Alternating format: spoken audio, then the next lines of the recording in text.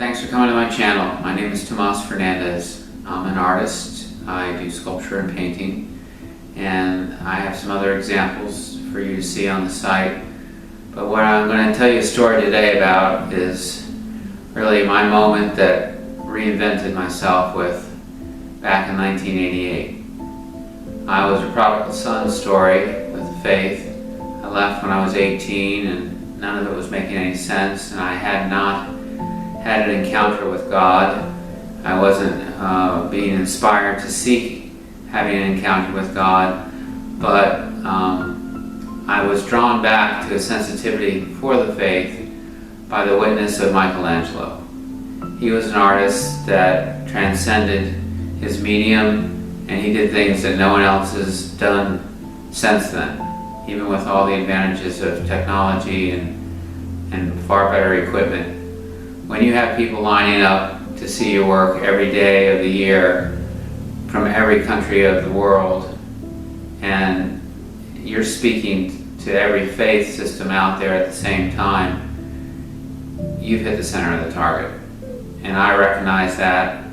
His stories of working with stone that no one else would touch because it had too many difficult fissures running through it, which eventually became the Pietà, or his stories of David, the sculpture, or the Sistine Chapel. I mean, it goes on and on. He was a painter, a sculptor, a poet, an architect. He was flowing with something that I wanted to flow with, and it was the attraction, his attraction, that brought me back to the faith.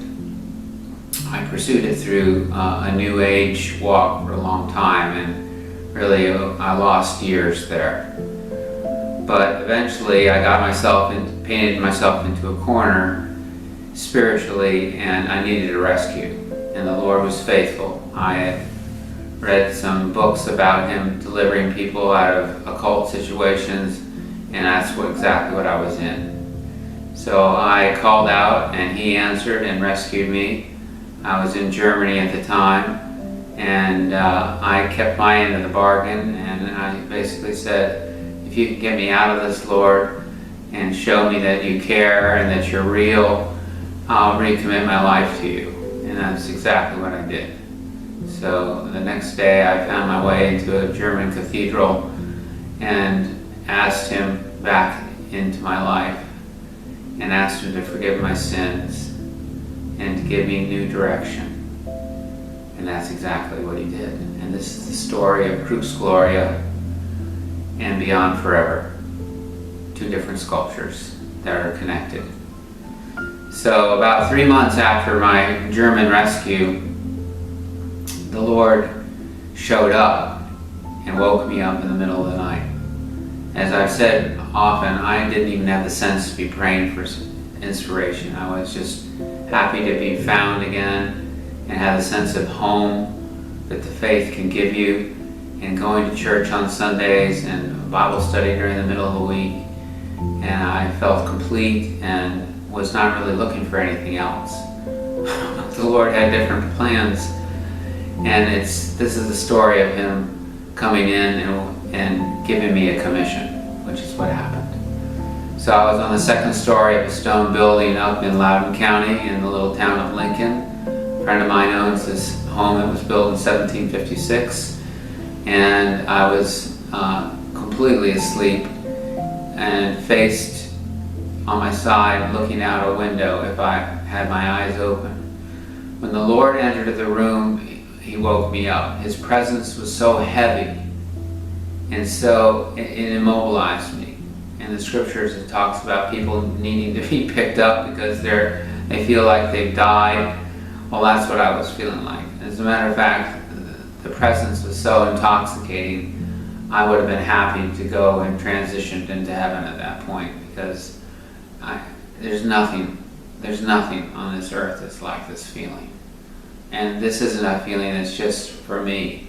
This is a feeling that He has for each of us. This is the feeling why He came to rescue all of us through the cross.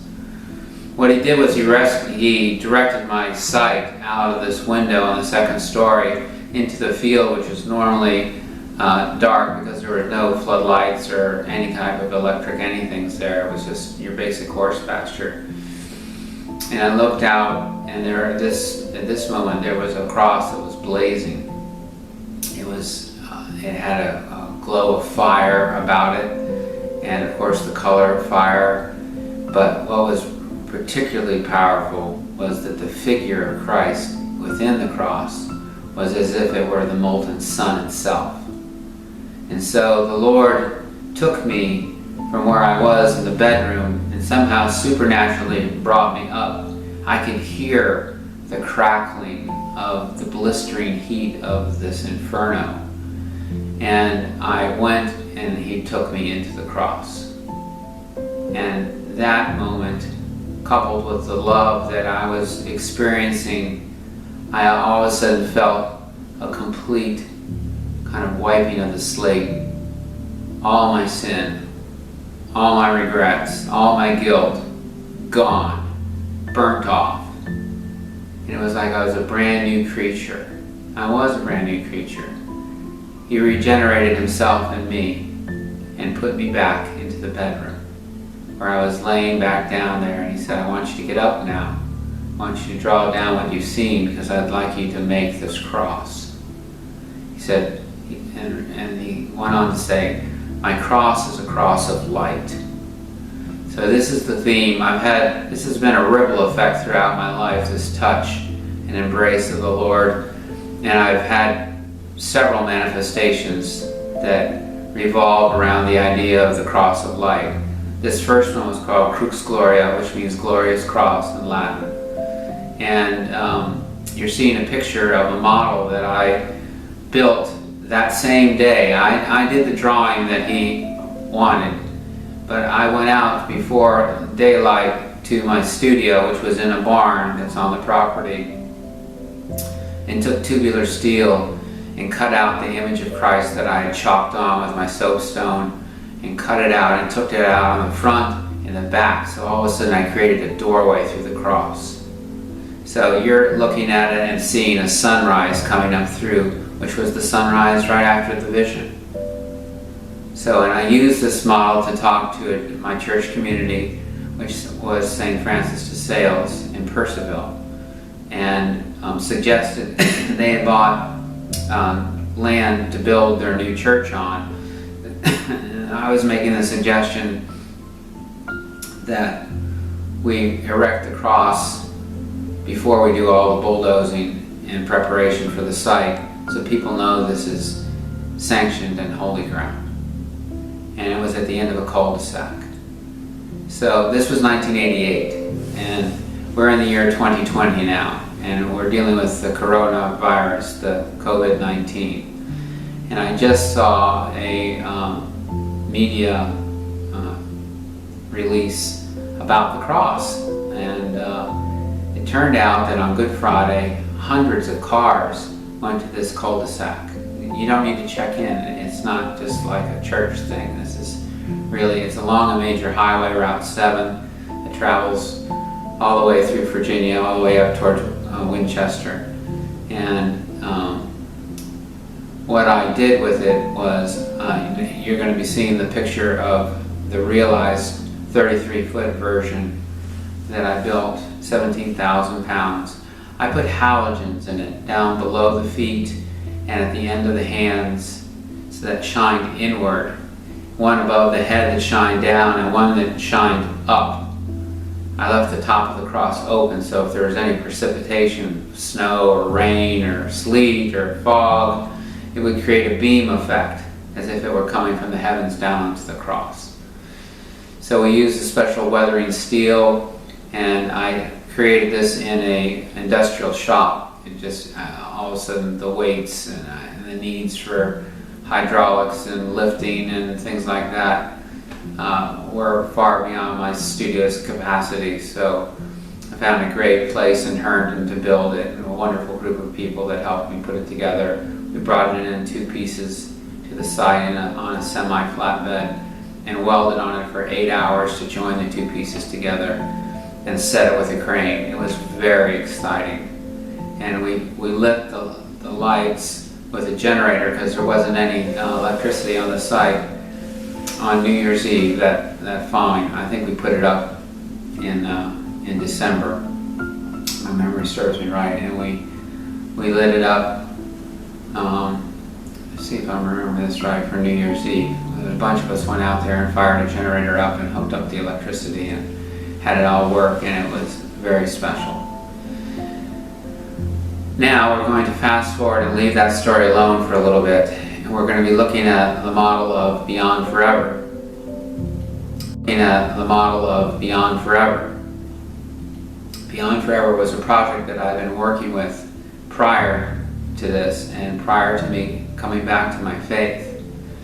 And it had two opposing walls with 28 figures stepping out of the walls, starting with larger than life figures at the one end, all the way to infants crawling out. And the idea was that we could meet in the middle and get past our differences and journey towards forever. That's the Beyond Forever part. And if we wanted to make it as a human species, a human family, we had to meet in the middle. And it seems like a very sensible thing to agree on. And I worked and showed it to everyone from congressmen to senators and to governors. I found funding for it, and all of a sudden I had two projects happening simultaneously to develop the sculpture and place one at Dulles Airport, which is up in Northern Virginia. They have an island outside the airport, which was ideal. It was flat, and it was just looking for a sculpture, so I thought. And the other one was in Seoul for the Summer Olympics that took place there. So it was a very exciting time, and the last bit of effort materialized, and it turned out that Visa, the credit card company, was ready to pick up the tab to see it happen in Seoul, to be the underwriter. And all of a sudden, everything slipped through my hands. My last stop on the Dulles Airport project was to be approved by former Governor Holton, who was in charge of both Reagan National and Dulles, and there just came out of his office no explanations given, just no, and no interest in communicating, even though I had the endorsement of Senator Warner from Virginia and Congressman Wolf as well. I had the whole project paid for. It wasn't going to cost anybody anything. It was going to be a beautiful thing to be landing your plane in and seeing this gesture of welcome and peaceful accord and journeying towards forever. It just made such perfect sense in my mind. And so that fell through, and at the same time I had a design discrepancy with the Olympic Committee, because at the last minute I decided to design in one of the cutouts of the walls to be a person in a wheelchair.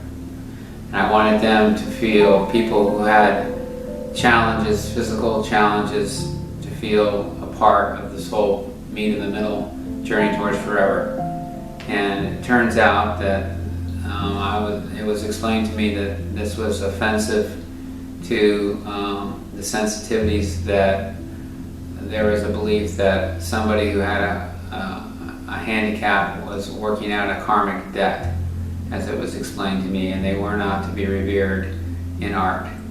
So I was like, and Visa said, we're not in the business of trying to redefine people's ways of thinking. We're sorry this has happened, and we really were excited about your project, but we can't force this to happen either. I was just like undone. I'd spent about 1.5 to 2 years working this up. There have been very many exciting steps and turns in the process. I've made models. Well, I put that thing away, and eventually about 2 years later I finally just destroyed it. It took everything out of me. Okay, so you've seen the picture of Beyond Forever the way I originally, a slightly different model. I didn't have that original model to show you, so I'm showing it to you on the current model. But what happened was I moved away from the Northern Virginia area down to Central Virginia in Madison County, a little bit north of Charlottesville, where University of Virginia fame is. And I hadn't thought about it for years. and all of a sudden the Lord surprised me again. He didn't walk into the room. I didn't feel his presence like I did the first time, but he directed a dream. And in the dream, his direction, there was my model of Beyond Forever. Of course, I instantly recognized it. I was like, Lord, what's going on? I knew it was a divine dream. And he said, it's time to build Beyond Forever. And I'm like, awesome. He goes, I want you to look carefully though, something's changed. And I was like, what is it? And in the dream, I walked up to it and I looked, and at the far end where the two walls converge at the end, you'll see in the pictures, there's the Crux Gloria cross. I was like, wow, that's cool. What's that about? He goes, the reason the sculpture didn't work the first time, I didn't let it work the first time, is because people can't meet in the middle and have the type of agreement that you're after without the balm of forgiveness. There have been too many atrocities, too many grievances, too many wars that have happened between people for them to just be able to shake hands and move on. These are generational grievances, generational sin, greed, power, abuse, you name it, it's happened between the families of the earth. And I would like you to build it, two of them, so we're back to the two. I'd like you to build two of them, one for Washington and one for St. Petersburg, Russia. Because of all the people on the earth, there's been such a close moment of nuclear exchange between your two countries. But it's the prayers of my faithful people that have kept this from happening. It's what happened at the cross that's kept this from happening. And what happened at the cross is atonement, forgiveness, healing, strengthening of the body. All these things emitted themselves from Jesus when he became the perfect sacrifice. Now, for somebody who doesn't understand the Christian doctrine or hasn't felt this in their life, I would encourage you to pick up the Bible. Read the Gospel of John. It's a great starting place. It's a place where you can feel personally touched by God. It may not be as dramatic as the touch I have, but I assure you, a seed will be planted and it will be watered and it will grow into something that will become the most special part of your life. And you will be able to extend the balm of forgiveness because of his extension of that grace. So I looked back at the sculpture and he said, a friend of yours is going to help you. I want you to go to his gallery and show him the sculpture. So I did that. There's a little more to the story, but as it turned out, there were some delays and finally the day happened. I wasn't content with just showing him a sketch because I'm a 3D kind of person. I built a model. I had it ready to ship to some unknown person that I didn't know yet in Russia to show them the sculpture. That was my thinking. So the day came, it was in late January, and I went down into Washington, D.C., and he was very busy with some clients, and there were people walking around the gallery that he owned. And I said, is it okay if I bring in a sculpture model that I made? He said, of course. He had no idea what I was up to. This was on a hand truck dolly, probably weighed 70 or 80 pounds. It was all plywooded up. It had a cover that slipped on and off, made out of aluminum. And so in I went, and I started zipping my screws back out of it and lifting the cover. And just about then, a husband and wife came up to me, and they were intrigued with what was going on. It was a little bit of performance art, I guess. And they're like, what are you doing? And I can tell that they were not from the U.S. And I said, well, this is a model, and this is something that you're welcome to look at. I'm going to take the cover off here in a minute. And I finished taking the screws off, and I lifted the cover off, and they were touched. They're like, what's going on? What are these figures? Why are they headed towards this narrow end? Explain this. And at this point, their English was pretty broken. It wasn't good English. And I was like, where are you from? And they're saying, we're from St. Petersburg, Russia. So I was like, wow, we've been destined to meet each other. I'll tell you why. Then I went through the story and the inspiration. One thing I neglected to say about the dream sequence with the Lord is after I had that and I went back to bed, He did a complete, exact repeat dream. And I went through, and at that point I was up. I was just like, oh my gosh. I knew just how to build the walls. I mean, it's a lot of work to cut out these little figures with a little plasma torch that you only get a moment to get it right. Zip, it just goes to 15,000 degrees of temperature cutting through your metal. You have to do it just right. And so I made the figures out of bronze. I cut the walls out of a special type of plastic. And I knew how to do all that, and I knew how to do the cross part. So I just put them together. Well, Inga, the wife, had been in ministry her whole life. She was a leader and pioneer in Christian homeschooling in St. Petersburg. Her husband was a teacher at the theology seminary, and they looked at it, and Inga said, "You're missing something." I was feeling like everything was pretty complete. So I was like, oh, what's that, Inga? And she's like, it needs water. You have to figure out how to incorporate water because it's such an important common bonding agreement thing within the body of Christ. So many important things happen with water. Jesus' ministry starts with the baptism in the water in the Jordan. Joshua comes and leads the Israelites through the water to Jericho. Moses leads them through the Red Sea. All these prefigurements of baptism and being brought from death to life.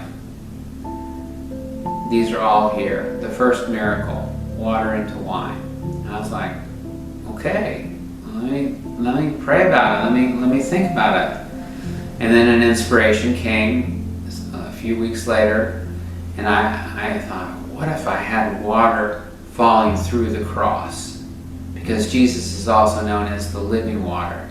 He directs it. When you have an exchange, when you offer your life for His, He becomes like living water that's rushing out of you.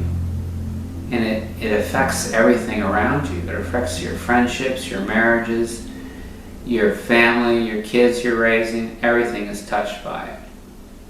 It's empowered. It's heavenly.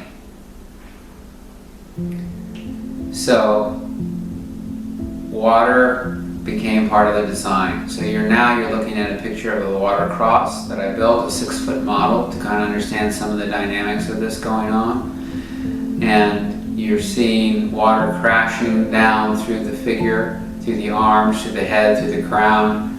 And I did the same type of strategy with the lighting, with below the feet, at the end of the hands, above the head. So, but what was so amazing was that I didn't anticipate how the water would hold the light. And it really looks like it's liquid fire.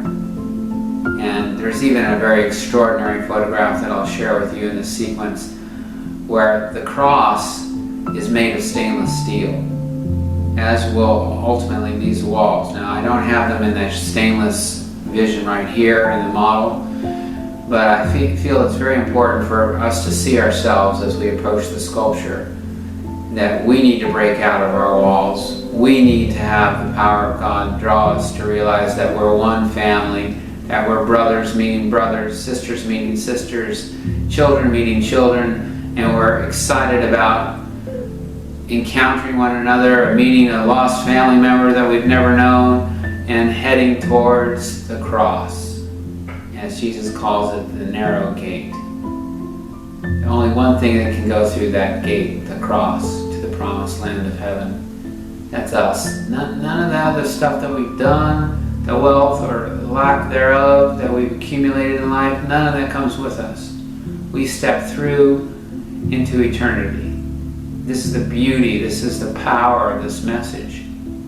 And I assure you, it's not because of any part of me. It was presented to me. I just faithfully did what I saw. So the water cross has a huge impact. I also have a design into another sculpture we'll do another talk on called the Pool of Bethesda, where the waters were stirred by the angel and brought healing. Well, Jesus is the source of that healing. It even says that there's water flowing through heaven, and we're connected to that.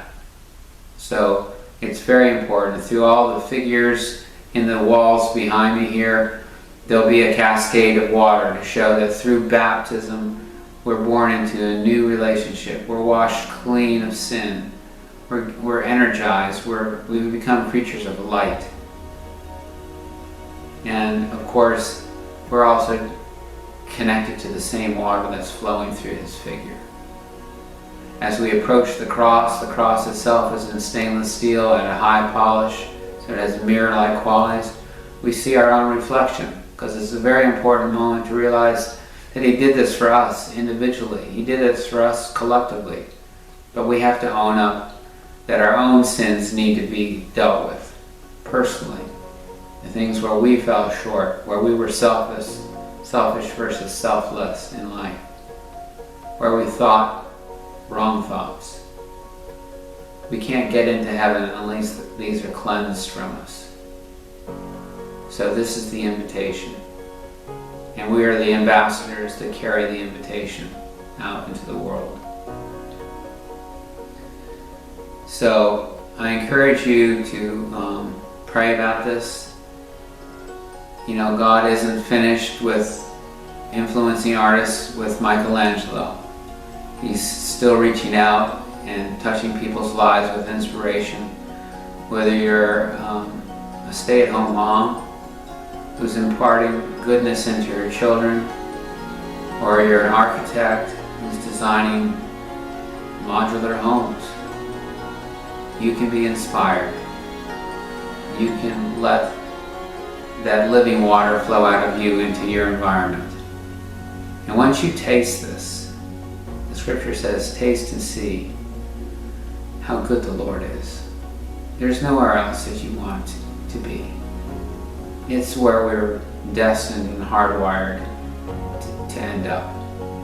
We belong here, but we have to shed our worldliness to enter into the otherworldliness that awaits us. So please feel free to reach out and contact me. I'd love to hear your thoughts if you feel like being involved. And this isn't a one-person project. This has to have a team around it. I've been in the mode of Abraham, who had a great word with the Lord about having as many children, descendants, as the stars are in the sky. And he'd grown old. And he's like, he'd settled in. And then he has a visitation in Genesis chapter 18. I encourage you to read it. And the Lord was there to confirm and affirm that the plan was still working. Yes, it had been some time on the earthly timetable, but it still was working. And Isaac was on the way. He'd be back in a year when Isaac was being born. And Sarah didn't believe it either. It says she laughed inwardly. The Lord knew all this. So I've been in a bit of a wait mode of it, but I believe that its time is coming. So if you feel like joining the project, I'd love to meet and talk with you. Reach out. Be sure to hit subscribe to continue to get these updates of how art can glorify the Lord and enrich our lives. Thank you. God bless.